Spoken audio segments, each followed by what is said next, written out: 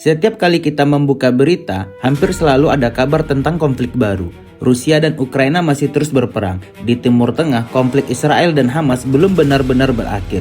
Bahkan ketegangannya meluas hingga melibatkan Israel dan kelompok-kelompok bersenjata di kawasan. Hubungan antara Iran dan Amerika Serikat pun kembali memanas, meningkatkan kekhawatiran akan konflik yang lebih luas. Di Asia Timur, China terus meningkatkan tekanan terhadap Taiwan. Sementara Korea Utara semakin sering melakukan uji coba rudal yang memicu kekhawatiran negara-negara di sekitarnya.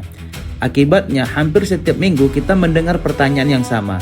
Apakah dunia sedang menuju perang dunia ketiga? Apakah kita sedang menyaksikan awal dari perang terbesar di dalam sejarah manusia? Atau semua konflik ini sebenarnya masih berada dalam batas yang terkendali? Lalu, apa sebenarnya syarat sebuah konflik bisa disebut sebagai perang dunia? Dan apakah kondisi dunia saat ini benar-benar sudah mengarah ke sana? Kalau kamu suka pembahasan seperti ini, jangan lupa subscribe.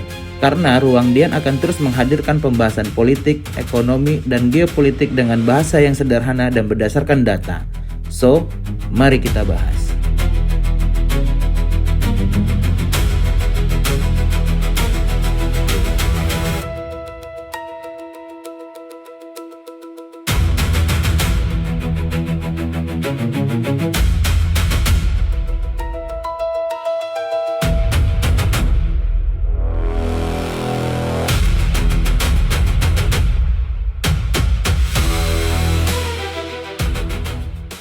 Sebelum menjawab apakah dunia sedang menuju perang dunia ketiga, kita perlu memahami terlebih dahulu satu hal yang sangat penting. Apa sebenarnya yang dimaksud dengan perang dunia? Karena faktanya tidak semua perang bisa disebut sebagai perang dunia. Misalnya, jika konflik hanya terjadi di dalam satu negara seperti perang saudara, maka itu disebut konflik lokal. Kalau perang melibatkan beberapa negara di satu kawasan, misalnya di Timur Tengah atau Eropa, maka itu lebih tepat disebut sebagai perang regional. Namun istilah perang dunia memiliki makna yang jauh lebih besar. Perang dunia adalah konflik yang melibatkan banyak negara besar secara langsung, terjadi di berbagai kawasan dan berdampak luas terhadap politik, ekonomi, serta keamanan dunia. Itulah sebabnya Perang Dunia I dan Perang Dunia II disebut sebagai perang dunia. Bukan semata-mata karena jumlah korbannya yang sangat besar, tetapi karena negara-negara besar dari berbagai benua ikut terlibat secara langsung, baik sebagai pihak yang berperang maupun melalui aliansi militer yang saling mendukung. Akibatnya dampaknya dirasakan hampir di seluruh dunia. Jalur perdagangan terganggu, perekonomian global melemah, dan keseimbangan politik internasional berubah secara drastis. Jadi, perang dunia bukan sekedar perang yang besar, melainkan perang yang melibatkan banyak kekuatan besar di berbagai kawasan secara bersamaan, sehingga memengaruhi hampir seluruh dunia. Lalu pertanyaannya, apakah kondisi dunia saat ini sudah memenuhi syarat tersebut?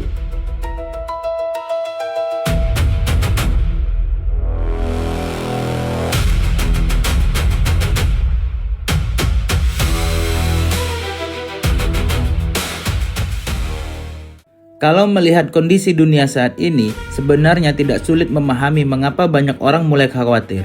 Dalam beberapa tahun terakhir, dunia seolah dipenuhi oleh konflik yang muncul hampir secara bersamaan. Di Eropa, perang antara Rusia dan Ukraina masih terus berlangsung dan belum menunjukkan tanda-tanda berakhir. Di Timur Tengah, konflik antara Israel dan Hamas memicu ketegangan yang lebih luas, melibatkan berbagai kelompok bersenjata serta meningkatkan risiko benturan dengan negara-negara lain di kawasan. Sementara itu, di Asia Timur, hubungan antara China dan Taiwan juga terus memanas. China menganggap Taiwan sebagai bagian dari wilayahnya, sedangkan Taiwan menjalankan pemerintah sendiri dan mendapat dukungan meski dengan kebijakan yang kompleks dari sejumlah negara, termasuk Amerika Serikat. Di semenanjung Korea, Korea Utara juga terus mengembangkan program rudal dan persenjataannya. Setiap kali uji coba rudal dilakukan, kekhawatiran terhadap stabilitas kawasan kembali meningkat. Di atas semua itu, ada satu persaingan yang pengaruhnya terasa hampir di seluruh dunia, yaitu persaingan antara Amerika Serikat dan China. Persaingan ini bukan hanya soal kekuatan militer, tetapi juga mencakup ekonomi, teknologi, perdagangan, kecerdasan buatan, hingga pengaruh geopolitik di berbagai kawasan. Ketika berbagai konflik dan persaingan tersebut terjadi hampir pada waktu yang bersamaan, muncul kesan bahwa dunia sedang berada di ambang sebuah perang besar. Apalagi media dan media sosial setiap hari menyajikan perkembangan terbaru dari berbagai konflik tersebut secara cepat dan terus-menerus. Akibatnya banyak orang merasa seolah-olah dunia sedang bergerak menuju perang dunia ketiga. Namun, apakah banyaknya konflik yang terjadi secara bersamaan otomatis berarti dunia akan memasuki perang dunia?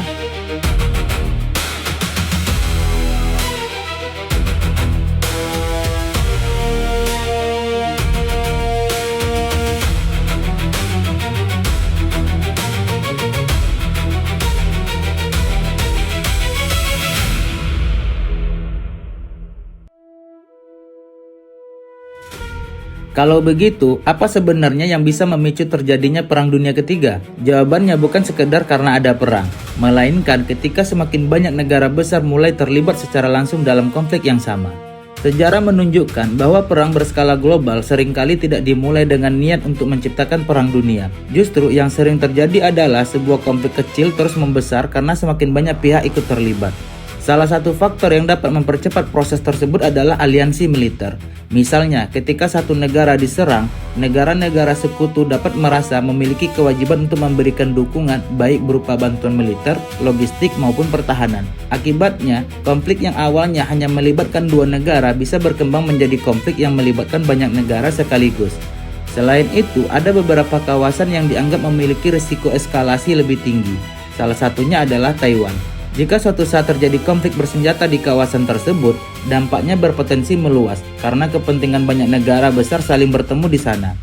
Bukan hanya karena alasan politik dan keamanan, tetapi juga karena Taiwan memiliki peran penting dalam industri semikonduktor dunia yang menjadi tulang punggung berbagai teknologi modern. Namun, ancaman terbesar justru tidak selalu datang dari keputusan yang disengaja. Dalam dunia hubungan internasional, ada istilah miscalculation, yaitu salah perhitungan atau salah membaca situasi. Misalnya, sebuah negara menganggap tindakan lawannya hanya sebagai ancaman biasa, sementara pihak lain justru menganggap tindakan tersebut sebagai serangan yang harus dibalas. Kesalahan penilaian seperti ini dapat memicu respon yang terus meningkat dari kedua belah pihak. Inilah yang disebut sebagai eskalasi. Ketika setiap respon dibalas dengan tindakan yang lebih besar, ruang untuk berdialog menjadi semakin sempit. Dan jika semakin banyak negara ikut terseret ke dalam konflik tersebut, risikonya akan semakin sulit dikendalikan.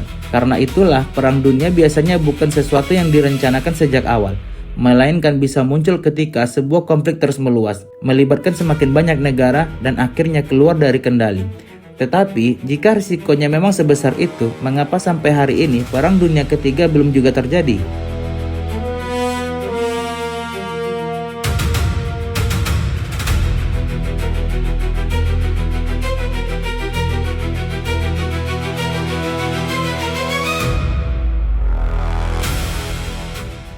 Kalau risikonya memang sebesar itu, mengapa sampai hari ini Perang Dunia Ketiga belum juga terjadi?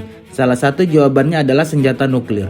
Berbeda dengan Perang Dunia I atau Perang Dunia Kedua, saat ini beberapa negara memiliki senjata yang mampu menghancurkan sebuah kota hanya dalam hitungan menit. Karena itulah muncul konsep yang dikenal sebagai mutual deterrence atau saling menangkal. Sederhananya, ketika dua negara sama-sama memiliki kemampuan untuk menghancurkan satu sama lain, keduanya akan berpikir berkali-kali sebelum memulai perang secara langsung. Bukan karena mereka saling percaya, tetapi karena mereka sama-sama tahu bahwa tidak akan ada pihak yang benar-benar menang jika perang nuklir terjadi. Selain itu, dunia saat ini juga jauh lebih saling bergantung dibandingkan puluhan tahun yang lalu. Perekonomian global telah terhubung melalui perdagangan, investasi, rantai pasok, dan teknologi.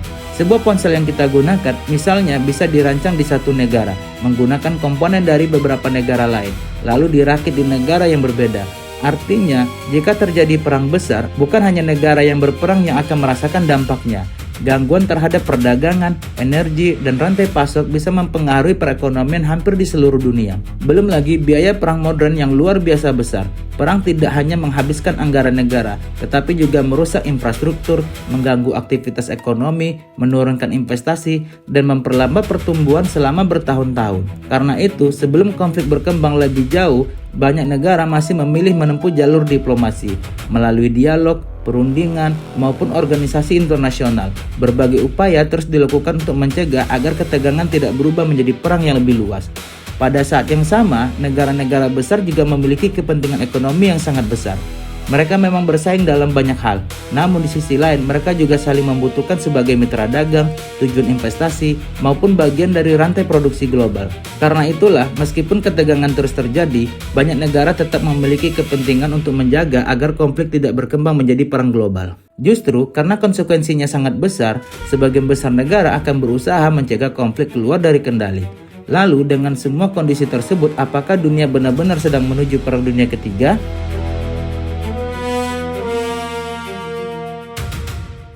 Lalu setelah melihat semua kondisi tersebut, apakah dunia benar-benar sedang menuju perang dunia ketiga? Jawabannya, risikonya memang meningkat.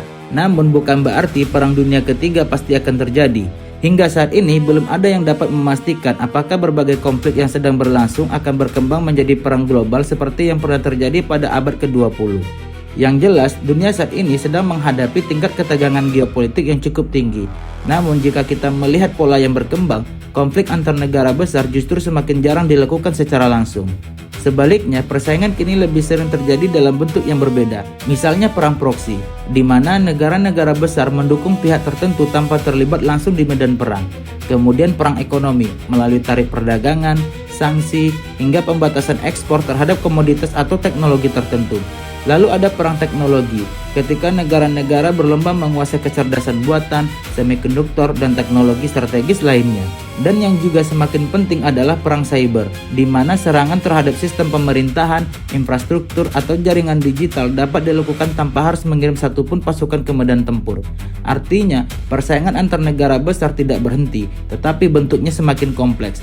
Medan perangnya tidak lagi hanya berada di darat, laut, atau udara, melainkan juga di pasar keuangan, laboratorium riset, pusat data, hingga ruang digital. Karena itu, ancaman terbesar yang dihadapi dunia saat ini mungkin bukan perang dunia ketiga dalam bentuk yang kita kenal pada abad ke-20, melainkan berbagai bentuk konflik baru yang berlangsung secara bersamaan di banyak bidang dan mempengaruhi kehidupan kita, meskipun kita berada jauh di medan perang. Dan itulah yang membuat situasi geopolitik dunia saat ini menjadi jauh lebih rumit dibanding sebelumnya.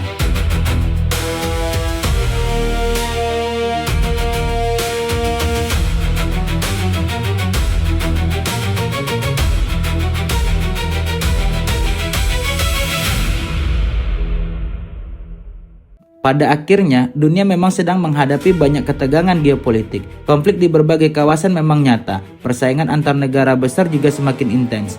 Namun, banyaknya konflik tidak serta-merta berarti dunia pasti akan memasuki perang dunia ketiga. Sejarah mengajarkan bahwa perang besar tidak pernah sesederhana yang terlihat di permukaan. Dan dunia saat ini juga jauh lebih kompleks dibandingkan puluhan tahun yang lalu. Karena itu, memahami geopolitik tidak hanya cukup dengan membaca judul berita atau mengikuti informasi yang beredar di media sosial. Kita membutuhkan data, konteks, dan cara berpikir yang jernih agar tidak mudah terjebak pada kesimpulan yang terlalu cepat. Lalu menurut kalian, apakah dunia saat ini benar-benar sedang menuju perang dunia ketiga? Atau justru kita sedang memasuki bentuk perang yang berbeda, perang ekonomi, teknologi, cyber, dan pengaruh global? Tulis pendapat kalian di kolom komentar.